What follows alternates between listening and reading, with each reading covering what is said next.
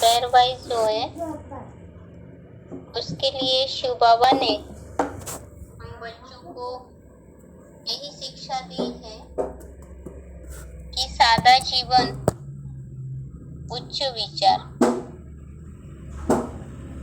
जीवन जो है वो सादा हो और विचारधारा जो है वो बहुत ऊंच हो। इस दुनिया के अच्छे अच्छे कपड़े पहनकर सुख ले लेवे, यह ख्याल ख्वाब में भी नहीं आना चाहिए। हमारा रहन सहन खान पान साधारण हो, लेकिन विचार बहुत ऊंचे होना चाहिए।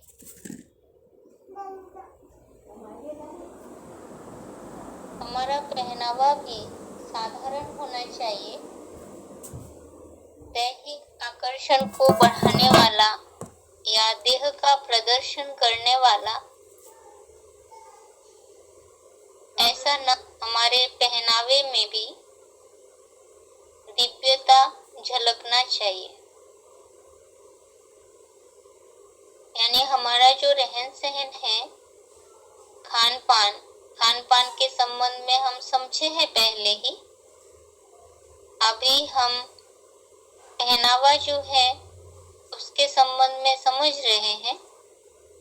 तो पहनावा भी साधारण हो, पर ऐसा कोई परिधान या पहनावा न हो जिससे देह का आकर्षण बढ़ता हो या देह का ही प्रदर्शन किया जाता हो। क्योंकि हम सब पुरुषार्थी हैं, तो ब्राह्मणों के पुरुषार्थी जीवन में ऐसा कोई भी वस्त्र का प्रयोग न हो जिससे दैहिक आकर्षण बढ़े।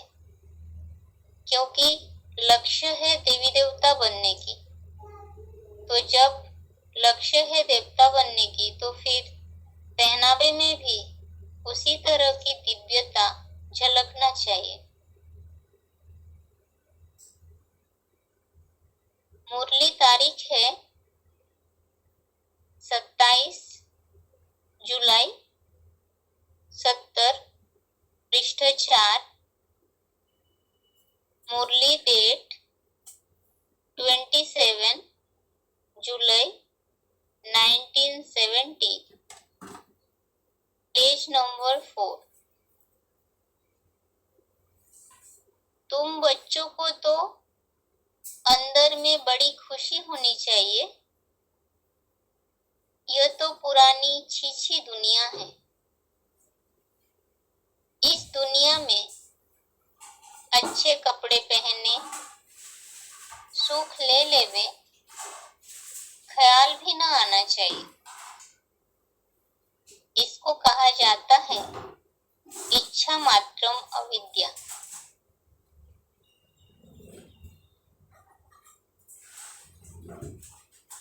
बाबा ने कहा है कि तुम बच्चों को तो अंदर में बड़ी खुशी होनी चाहिए।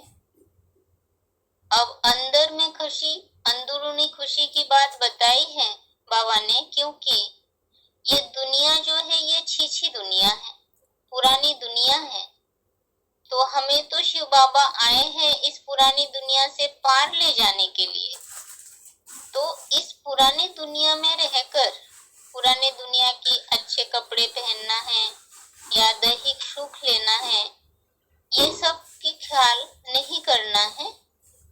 अब इसको ही कहा जाता है इच्छा मात्रम अविद्या। अब ये जो दैहिक वस्तु यानी देह को आराम देने के लिए जो भी सुख साधन है, इन सब में बुद्धि योग अभी लगाने का समय है ही नहीं। ऐसे तो बाबा ने कहा है ना कि जो चीज इन आंखों से दिखाई ना दे उसकी इच्छा करना, वो है विद्या यानी ज्ञान।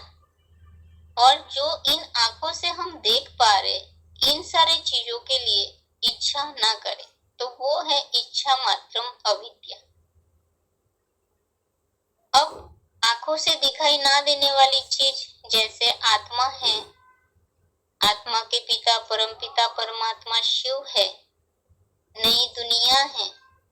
बाबा बोलते हैं कि ज्ञानी तो आत्माएं तीसरे नेत्र से नई दुनिया को देख लेते हैं, जैसे वैकुंठ है, विष्णु लोक है, जो चौथी सृष्टि कहा गया। तो उस सृष्टि में जाने के लिए इस पुरानी दुनिया से वैराग, यानी इस पुरानी दुनिया से सुख लेंगे। बुद्धि योग अगर पुरानी दुनिया में लगी रहे तो फिर हम उस नई दुनिया में जा नहीं सकते। आगे अव्यक्तवाणी का तारीख है 25 अक्टूबर 87, पृष्ठ 103। अव्यक्तवाणी का डेट 25 अक्टूबर 1987, पेज नंबर 103। पॉइंट है, प्रकृति के पेपर तो अभी और रफ्तार से आने वाले हैं, इसलिए पहले से ही पदार्थों के विशेष आधार, खाना, पीना, पहनना, चलना, रहना और संपर्क में आना, इन सब की चेकिंग करो कि कोई भी बात महीन रूप में भी विघ्न रूप तो नहीं बनती।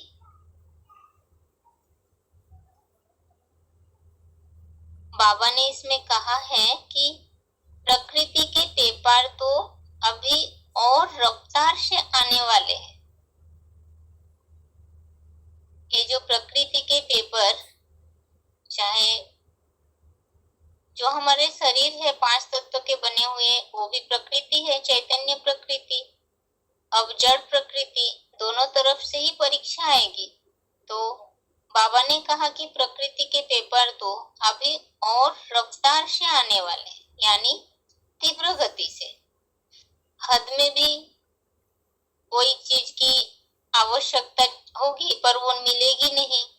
और ये जो शरीर है 5 तत्व के बने हुए, इससे भी हमें बीमारी के रूप में दुख तकलीफ उठानी पड़ेगी।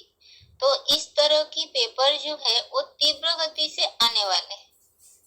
तो बाबा ने इसलिए कहा कि ये जो पदार्थों के विशेष आधार यानी जीवन को चलाने के लिए जिन चीजों की आवश्यकता है, जैसे खाने के लिए, पीने के लिए, पहनने ओढ़ने के लिए, चलना, रहना और संबंध संपर्क में आना, तो इन सब में बाबा ने कहा कि महीन रूप में हमें चेकिंग करना है कि कोई भी बात हमारे पुरुषार्थी जीवन में विघ्न रूप तो नहीं बनती। विघ्न रूप माना, अगर कोई पदार्थ की आवश्यकता है और हम इतने अधीन हो गए उस चीज की कि अगर वो न मिले तो हम पुरुषार्थ कर नहीं सकते या दिन चला नहीं सकते। तो ये क्या है? उस चीज के पूरा ही अधीन हो जाना।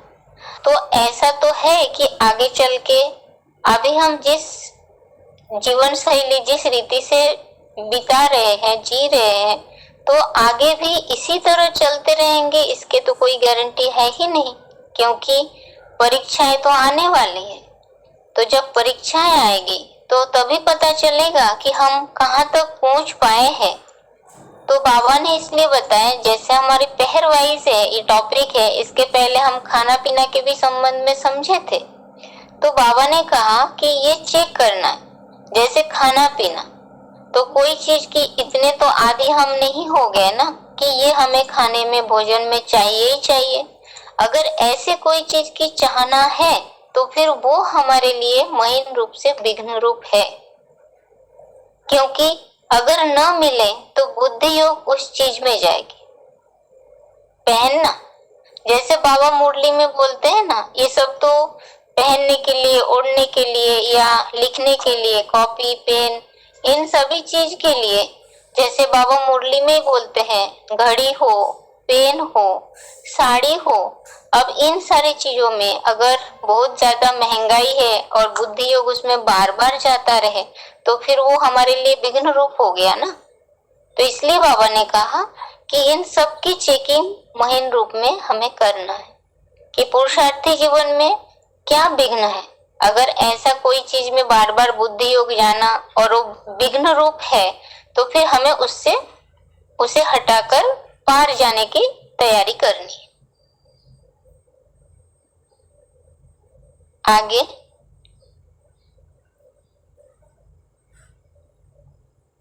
अब हमारी जो पहनावा है, परिधान है, तो वास्तव में भारतीय परिधान तो साड़ी ही है। अब जब हम साड़ी पहनते हैं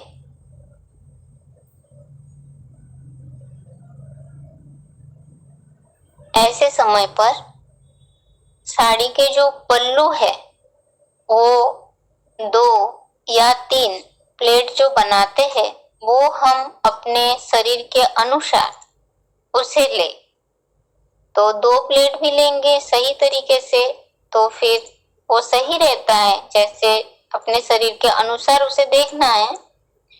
और साथ में जैसे साड़ी पहनते हैं तो उसमें पिन जरूर लगाना चाहिए। बिना पिन के साड़ी पहनना ये सही नहीं है।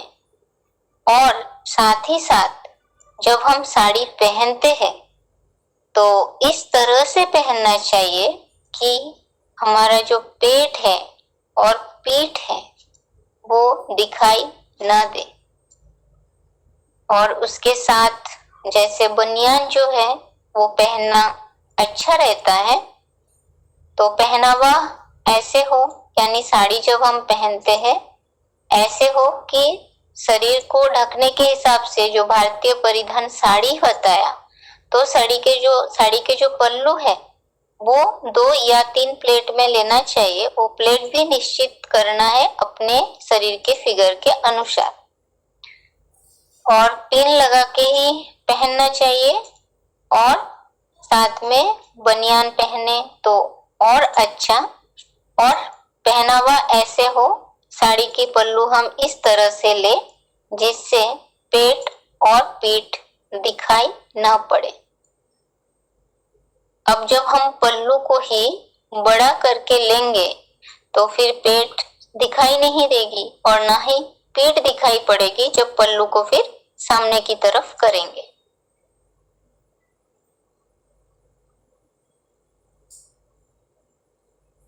अब अव्यक्तवाणी का पॉइंट है इस प्रसंग में। अव्यक्तवाणी का तारीख है 28 नवंबर 69, पृष्ठ 145। अव्यक्तवाणी डेट 28 नवंबर 1969, पेज नंबर 145।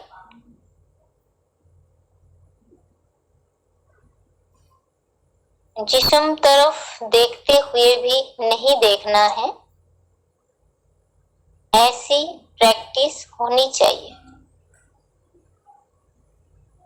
जैसे कोई बहुत गूढ़ विचार में रहते हैं, कुछ भी करते हैं, चलते खाते पीते हैं, लेकिन उनको मालूम नहीं पड़ता है कि कहाँ तक आ पहुंचा हूं, क्या खाया है।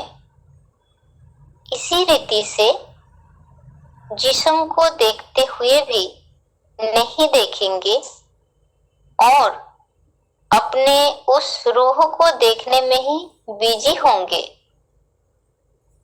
तो फिर ऐसी अवस्था हो जाएगी जो कोई भी आपसे पूछेंगे यह कैसी थी तो आपको मालूम नहीं पड़ेगा। ऐसी अवस्था होगी, लेकिन वह तब होगी जब जो चीज जिस्मानी देखते हुए उस जिस्मानी लौकिक चीज को अलौकिक रूप में परिवर्तन करेंगे। अपने में परिवर्तन करने के लिए जो लौकिक चीजें देखते हो या लौकिक संबंधियों को देखते हो, उन सभी को परिवर्तन करना पड़ेगा।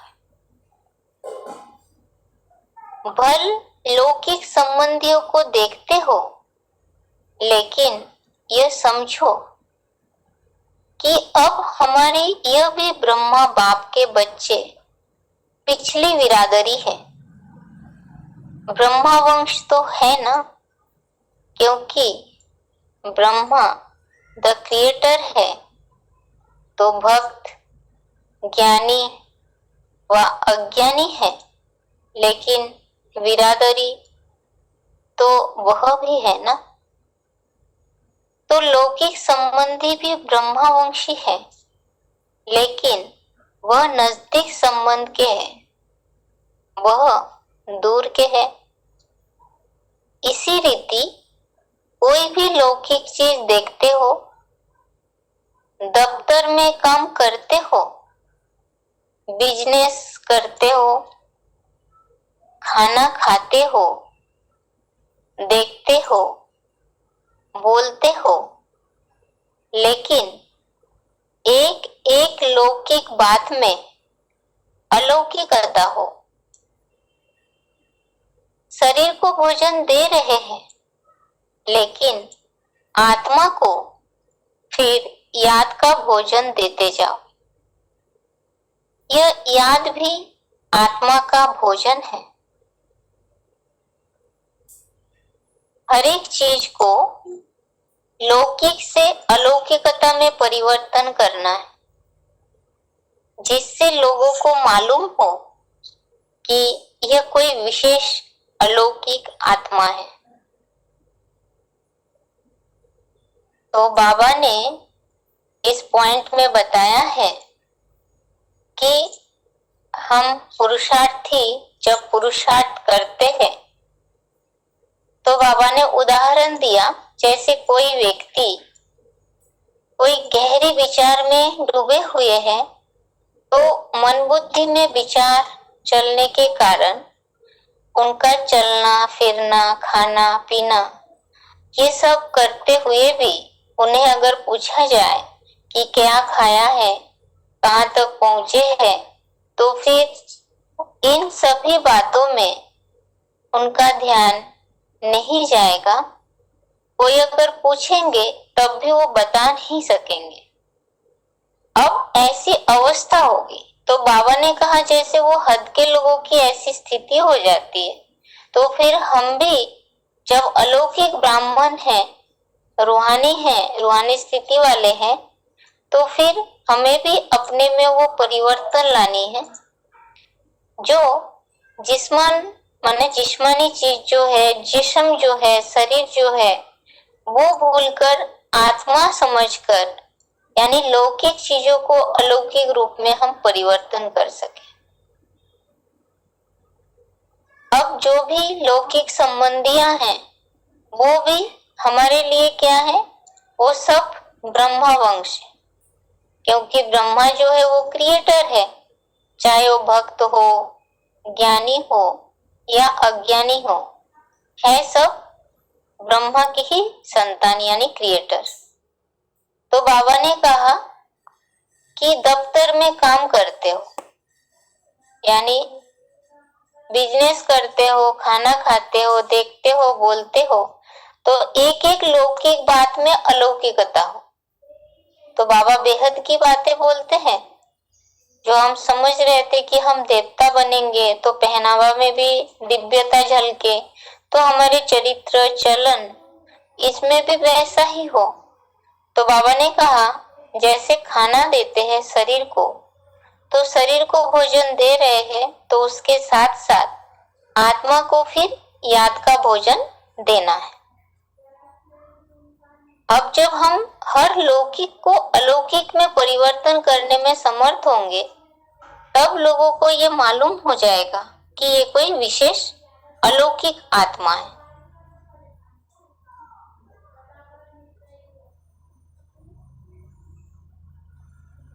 अब आगे है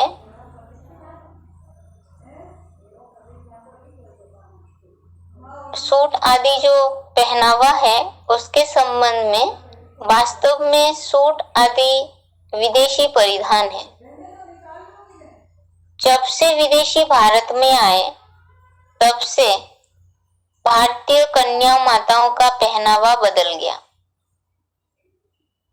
अब यदि समाज के बंधन के कारण व शारीरिक बीमारी के कारण या मन के बंधन के कारण सूट पहनना पड़ता है तो पतला व ट्रांसपेरेंट सूट नहीं पहनना चाहिए।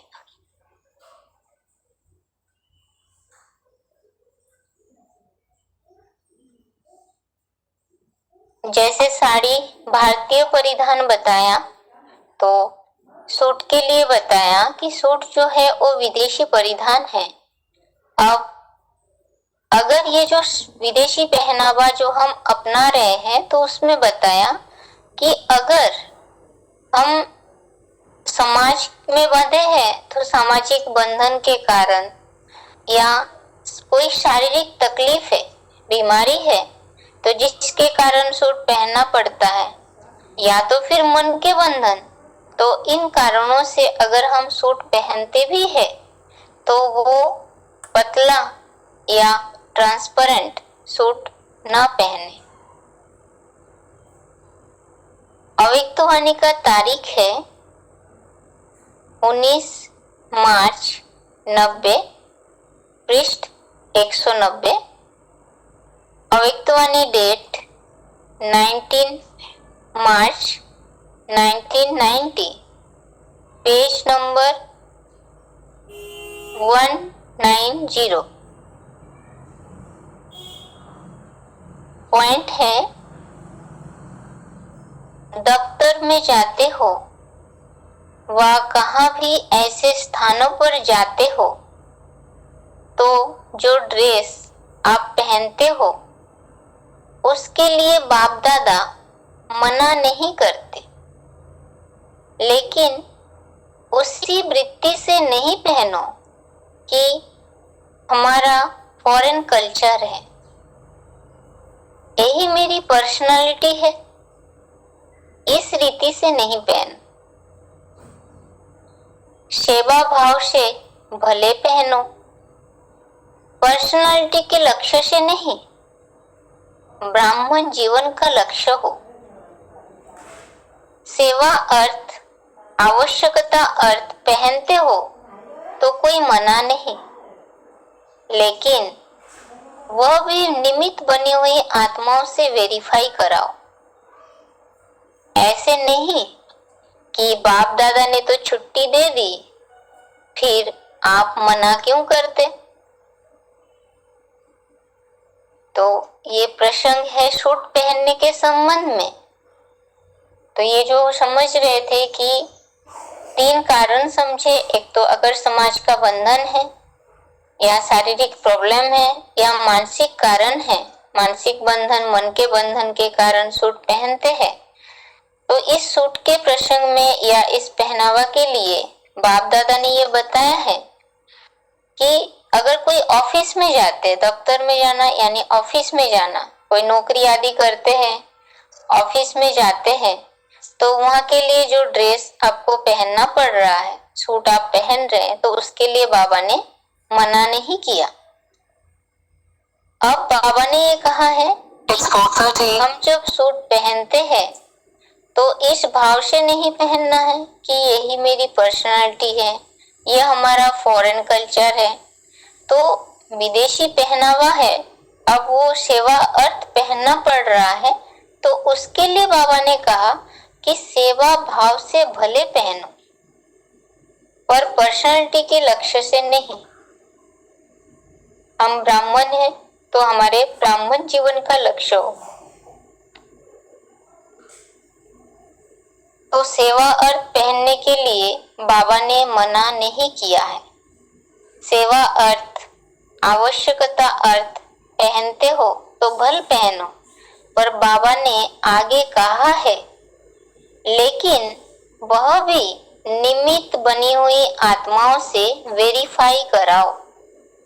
और वेरीफाई कराने का मतलब यही है कि अब आप पहन रहे हैं, पर ये भी देखना है, जैसे सूट पहनते हैं तो सूट के लिए भी जैसे पहले ही समझे है कि वो पतला ना हो, ट्रांसपेरेंट ना हो, या फिर जैसे सभी के सामने जाना है, भाइयों के सामने जाना हो या कोई कार्य है, तो ऐसे प्रसंग में वो पहन के आप सामने जा सकते हैं या नहीं, कैसी परिस्थिति स्थितियां हैं, तो ऐसे समय पर निमित्त बने हुए से वेरीफाई करवा सकते हैं। पर उसमें बाबा ने इसलिए आगे कहा कि ऐसी भाव ना हो कि बाप दादा ने तो छुट्टी दे दी, यानी बाप दादा ने परमिशन दे दिया कि भल सूट पहनो, और फिर उस स्थान पे आप मना क्यों करते।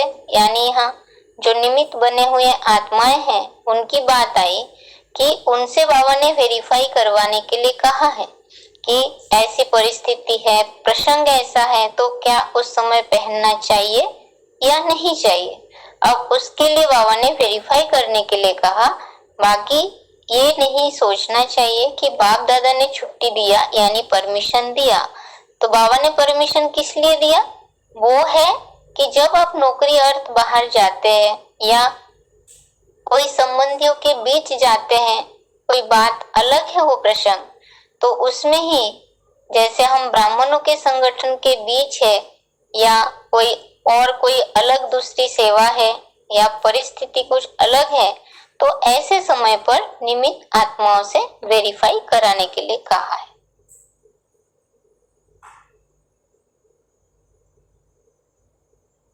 अब जब हम सूट पहनते हैं तो सूट के ऊपर सही तरीके से चुन्नी जरूर लेना है।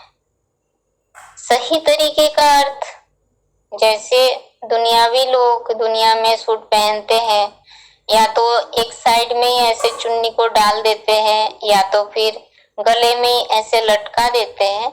यानी सूट हम पहनते हैं तो सूट के जो चुन्नी है वो चुन्नी को 2 फोल्ड करके दोनों तरफ कंधे पे रख के फिर पिन लगा के रखेंगे, तो वो सही तरीके से लेना हो गया। अर्थात सूट हम पहनते हैं तो सही तरीके से चुन्नी जरूर लेना है।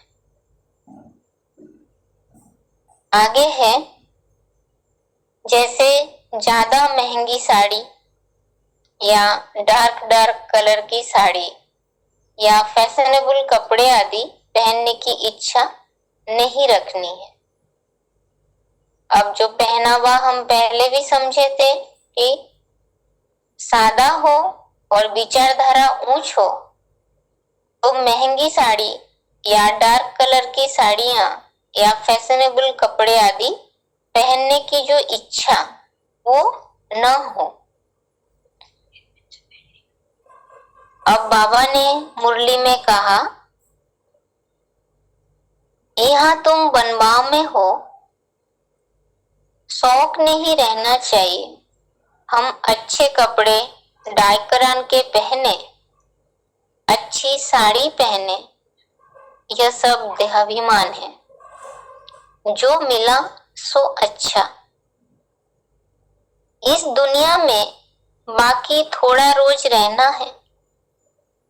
यहाँ ऊंचे कपड़े पहनेंगे तो फिर वहां कम हो जाएगा। यह पहनूं, यह करूं, यह भी छोड़ना पड़े। ये मुरली तारीख है 11 फरवरी 68, पृष्ठ 1, मुरली डेट 11 फरवरी 1968, पेज नंबर 1। बाबा ने इसमें बताया कि हमें इस पुरानी दुनिया में रहना थोड़े रोज के लिए है, क्योंकि बुद्धि में तो यही स्मृति में रहे कि वापस घर जाना है। अब जब घर वापस जाना है तो जो भी देहभान के सामग्री, देह अभिमान, देह भान, यानी अच्छे कपड़े पहनना, अच्छी साड़ी पहनना है, अच्छी चीज चाहिए, तो बाबा ने कहा तुम बनवाओ में हो। तो कोई भी चीज की इच्छा नहीं रखनी है, जो हम सबसे पहले भी पॉइंट में समझे थे कि इच्छा मात्रम अविद्या। क्योंकि अगर हम इस पुरानी दुनिया के चीजों को लेकर सुख लेते हैं तो वहां कम हो जाएगा। तो इसलिए बाबा ने कहा कि यह पहनूं, यह करूं, यह भी छोड़ना पड़े। जैसे खान पान में भी बुद्धि योग नहीं जाना चाहिए, ये समझे थे, तो वैसे ये जो देह के पदार्थ, देह के लिए जो साड़ी है, सूट है, देह के लिए जो भी आवश्यक वस्तु है, उसमें बुद्धि योग ना जाए। इसलिए बाबा ने कहा कि जो मिला सो अच्छा। जो गीता में भी कहा है, यदृच्छा लाभ संतुष्टो द्वंद्वातीतो विमुत्सर, यानी जो सहज सहज मिल गया वो दूध के बराबर है और उसे सहज स्वीकार कर लेना चाहिए। तो कोई प्रकार के द्वंद्व में नहीं पड़ेंगे। आगे मुरली तारीख है 9 मई 1969, पृष्ठ 4। मुरली डेट 9 मई 1969, पेज नंबर 4। कपड़ा आदि साधारण। अच्छे अच्छे कपड़ों से भी देह अभिमान आता है, इसलिए ऐसी चीज न पहनना अच्छा है। सुहेनी होगी तो सभी की नजर चढ़ेगी। कपड़ा आदि साधारण। अच्छे अच्छे कपड़ों से भी देह अभिमान आता है, इसलिए ऐसी चीज न पहनना अच्छा है। सुहेनी होगी तो सभी की नजर चढ़ेगी। तो ऐसे बाबा ने मुरली में कहा है कि कपड़ा आदि सब साधारण हो, जैसे खान पान के लिए समझे थे, ना बहुत ऊंच ना बहुत नीच। अब यहाँ पहनावा भी साधारण, एकदम गरीबियों की तरह नहीं और एकदम अमीरों की तरह नहीं, बीच के है।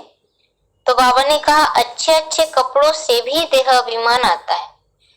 कोई भी चीज जब बहुत ज्यादा महंगा रहता है, अब साड़ी, महंगी साड़ी पहनेंगे, अब बुद्धि योग बार बार उस साड़ी की तरह जाएगी, पीछे तरफ जाएगी, तो ये देह अभिमान है, देह भान को बढ़ाएगा। तो ऐसी कोई चीज ना पहने जिससे हमारी भी बुद्धि योग जाए और साथ ही साथ औरों के दृष्टि को भी खींचे, यानी औरों के बुद्धि योग हम अपनी ओर आकर्षित करने के लिए या खींचने के लिए ऐसे कोई भी पहनावा ना पहने। बाबा ने कहा है सुहेनी होगी तो सभी की नजर चढ़ेगी। सभी की नजर आपके उस सुंदर वस्त्रों के प्रति या आपके प्रति गई तो फिर सबको हम अपनी ओर आकर्षित करने के लिए निमित्त बन गए। तो ये तो देहाभिमान है, देह का आकर्षण बढ़ेगा, आत्मिक आकर्षण तो उसमें नहीं बढ़ेगा।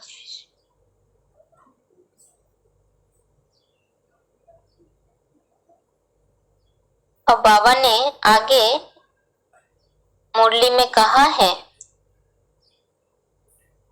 ये जो देह अभिमान की आदतें पड़ी हुई है,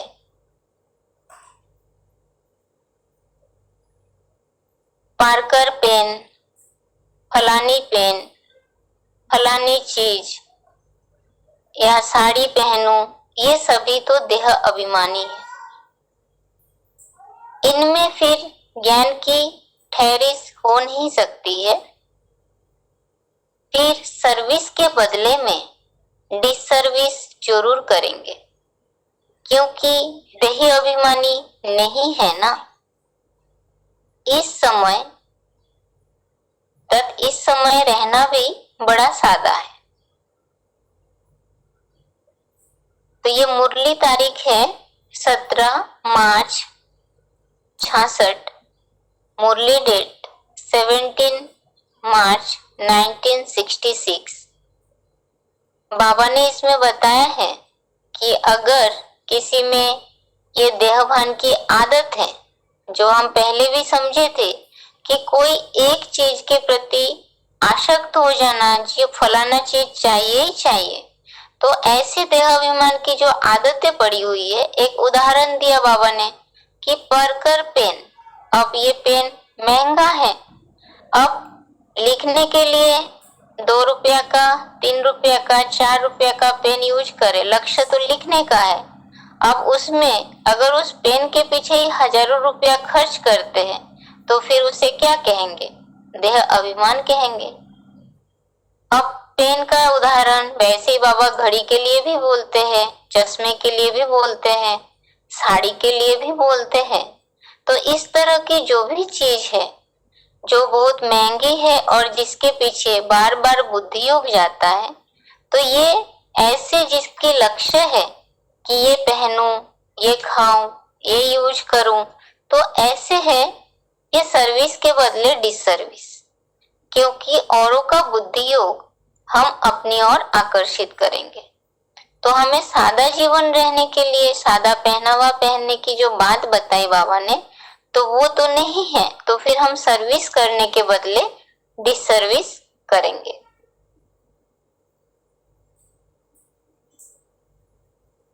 आगे मुरली तारीख है 23 जुलाई 65 पृष्ठ 2, मुरली डेट 23 जुलाई 1965, पेज नंबर 2।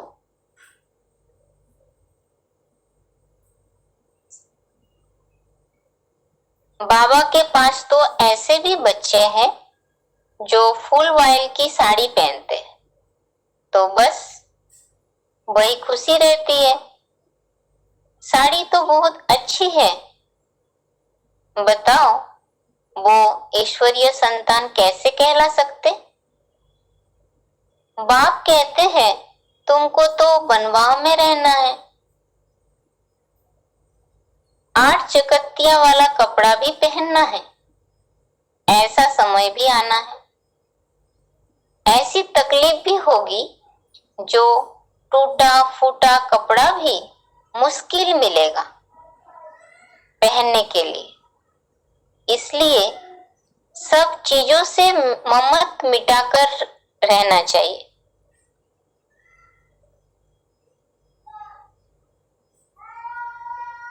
तो बाबा ने इस पॉइंट में बताया है कि जैसे बाबा के पास भी ऐसे ऐसे बच्चे हैं जो ऐसे बहुत महंगी चीजें पहनते हैं और उन सारे में ही वो संतुष्ट रहते हैं, खुश रहते हैं।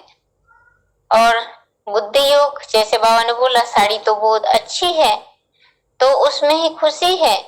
अब बाबा ने कहा तो बताओ ऐसो को ईश्वरीय संतान कहला सकेंगे? बाबा ने तो हमें बनभाव में रखा है। बनभाव का अर्थ है, बाबा ने कहा जैसे वानप्रस्थी होते हैं। अब वानप्रस्थी में सबसे पहले तो उसमें त्याग की ही बात आता है, तो आसक्ति मिटा के रहने की बात है। अब बाबा ने इसमें उदाहरण दे दिया कि सभी वानप्रस्थी है, वाणी से परे जाने की अवस्था है, कर्माती स्टेज धारण करनी है। अब पहनावा के लिए बताया कि अगर अच्छी साड़ी जो पहनी है, ऊंची साड़ी यानी महंगी साड़ी पहने हैं और बुद्धि योग उसमें ही बार बार जा रहा है, तो बाबा ने स्मृति दिलाया कि आगे चलकर के ऐसा भी समय आएगा कि हमें 8 चकत्तिया वाला साड़ी भी पहननी पड़ेगी। अब 8 चकत्तिया साड़ी पहनना, और जो बाबा बोले ऐसी तकलीफ भी होगी। तकलीफ की बात क्यों बताई?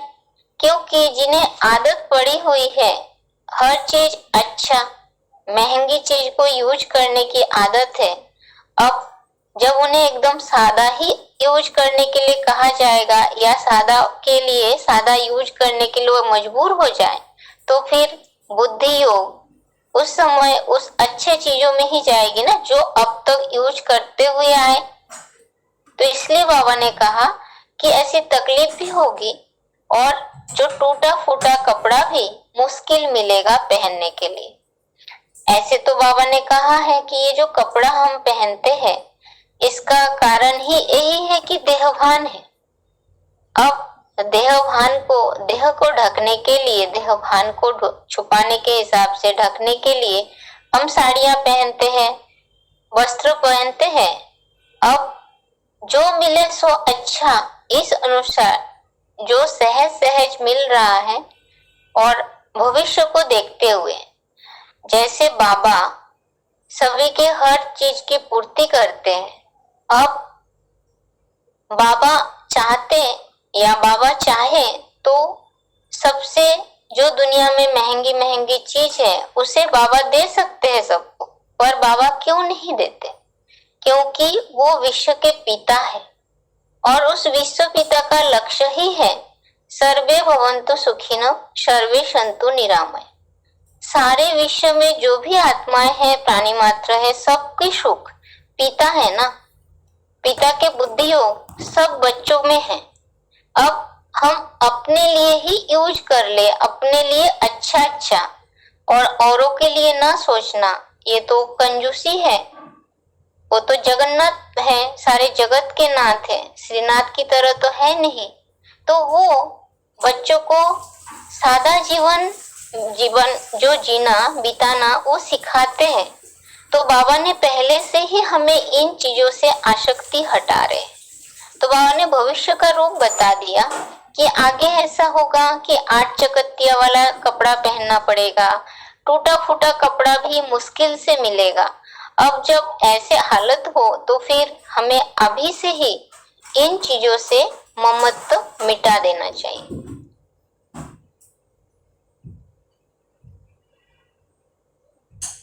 अब ये जो पहनावा के बारे में समझे हैं, हमारे जीवन जो है वो सादा जीवन, उच्च विचार, इसमें हम सबसे पहले ये समझे थे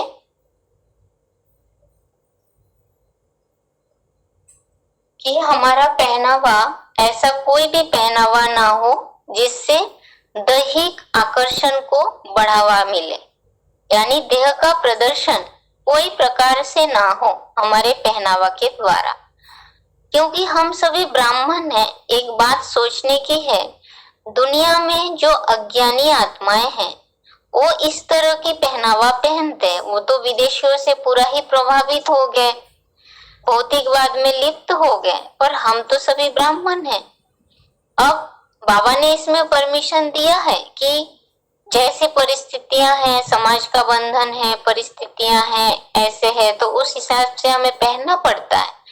पर बाबा ने कहा कि आगे चलकर ये प्रकृति की तरफ से पेपर तो आएगी तीव्र गति से, और उसके कारण हमें अपने आप को चेक करना है। जैसे देखिए दफ्तर में जाते यानी ऑफिस में जाते हैं नौकरी के हिसाब से, उस समय जो पहनावा पहने, यानी मान लीजिए बहुत ऊंची ड्रेस पहननी पड़ती है सबके साथ संबंध निभाने के हिसाब से, पर पहनना है और उसमें बुद्धि योग कहाँ तक जाती है उसका चेकिंग हमें जरूर करना है।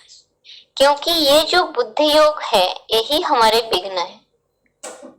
बाबा ने तो पुरुषार्थ गीता में भी हम यही सीखे हैं कि कर्म करना है पर उसमें आसक्त नहीं होना है। तो ये भी दैहिक देह को ढकने के हिसाब से जो भारतीय परिधान हम पहनते हैं, पर इतना ऊंचा ना हो, महंगी ना हो, जिसमें बार बार उसकी ओर बुद्धि योग जाए।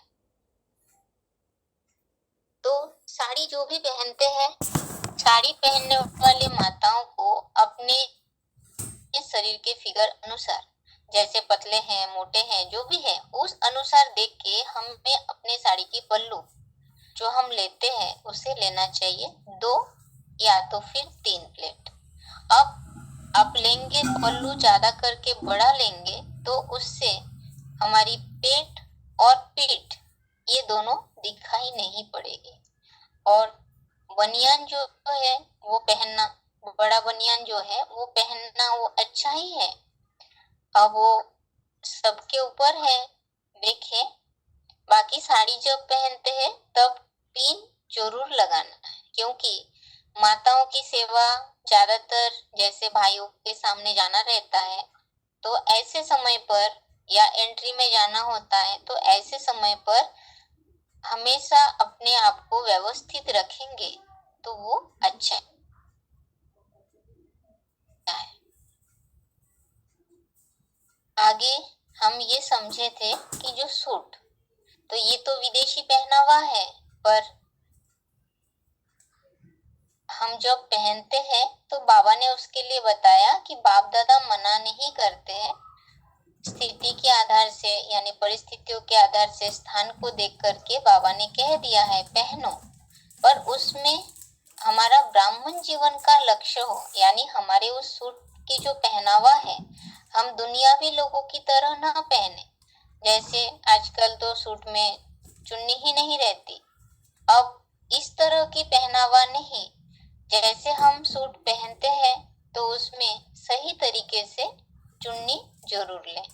जो समझे हैं चुन्नी वो भी बहुत पतले होते हैं, अब उसे भी हम डबल फोल्ड करके दोनों तरफ बराबर रख के जब हम दोनों तरफ कंधे में रखकर फिर पिन लगाते हैं तो वो सही तरीके से चुन्नी लेना हो गया। और ये भी है कि कौन से स्थान में पहनना चाहिए, कौन से स्थान में नहीं पहनना चाहिए। जैसे आप ब्राह्मण परिवार से जुड़ रहे हैं, संगठन में आ रहे हैं, या कोई खास कुछ सेवा आपको दी जा रही है या बताए जा रहे हैं, या आपको भाइयों के सामने जाना हो, ऐसी कोई बात है, तो ऐसे समय पे निमित्त बने हुए आत्माओं से वेरीफाई कराने के लिए बाबा ने कहा कि ऐसे में जा सकते हैं या नहीं। क्योंकि ऐसे प्रश्न तब मन में ना आए कि बाप दादा ने छुट्टी दिया, फिर निमित्तों से पूछने की क्या आवश्यकता है। अब स्थान, व्यक्ति, माहौल ये सब देख के फिर निर्णय होता है कि क्या करना चाहिए क्या नहीं। और जैसे कपड़े आदि जो हम पहनेंगे, तो बाबा ने ये बताया ना कि अगर बार बार बुद्धि योग उस चीज में जा रही है, जैसे बाबा ने बताया अच्छे अच्छे कपड़ों से भी देह अभिमान आता है। अब खुद ही आप देख सकते हैं, नई चीज नई साड़ी पहनेंगे, बार बार बुद्धि योग, अगर वो ज्यादा महंगी है तो बार बार बुद्धि योग उसमें जाएगी कि इसे संभाल के रखना है, कहीं इधर उधर मोड़ चोड़ ना जाए सही तरीके से। जबकि हमारी बुद्धि योग जाना कहाँ चाहिए, जानी तो चाहिए आत्मा में, रुकुटी के बीच में, पर पहनावा महंगाई होने के कारण, साड़ी महंगी होने के कारण बुद्धि योग उसमें जाती है। तो यही बाबा ने कहा कि चेक करना है महीन रीति से कि ऐसे पहनावा, खान पान, रहन सहन, संबंध संपर्क में आने वाले व्यक्ति, ये कोई भी हमारे पुरुषार्थी जीवन में विघ्न तो नहीं बन रही। क्योंकि जैसे खान पान में हम समझे थे कि अगर कोई चीज की खाने की आदत होगी, उसमें बुद्धि योग बार बार जा रहा होगा, तो जब देहभान छोड़ेंगे मरते समय वही चीज याद आ जाएगी। तो क्या वैसे कपड़े नहीं होंगे? ये कपड़े भी वैसे ही हैं। बाबा ने उदाहरण दिए है, पेन, पार्कर पेन की बात बताई, साड़ी की बात बताई, साथ ही साथ घड़ी है, चश्मा है, चप्पल है, जिन सारे चीजों में जिसमें ज्यादा खर्चा करते हैं, महंगी जो भी है, जितने भी इन सारे साधन, तो ये सब देहभान को बढ़ाता है। अब ऐसे महंगी महंगी चीजों को पहनने की, यूज करने की आदत हो जाएगी, तो फिर एक समय ऐसा होगा कि अंतिम घड़ी, जो बाबा ने कहा कि आगे चल के जब हमें 8 चकत्तिया वाली साड़ियां पहननी पड़ेगी, तो ऐसे समय पर हम अपने आप को एडजस्ट नहीं कर पाएंगे। क्योंकि बुद्धि योग तो अब तक जो लंबे समय, जैसे बाबा बोलते हैं ना, लंबे समय की पुरुषार्थ अंत में आके काम करते हैं। तो लंबे समय हमने महंगी चीज पहनने की, यूज करने की आदी हो चुके हैं, अब फिर क्या अंत में जाकर के झट से हम छोड़ पाएंगे? पीछे की वस्तुएं याद नहीं आएगी? जरूर आएगी। तो इसलिए बाबा ने कहा तब तकलीफ होगी, और अभी से ही इन सभी चीजों से ममत्व को मिटा देना, यूज करना है, पर उसमें बुद्धि योग बार बार ना जाए। जैसे बाबा हमें साधारण जीवन जीना सिखाते हैं, साधारण पेयर वाइज पहनाते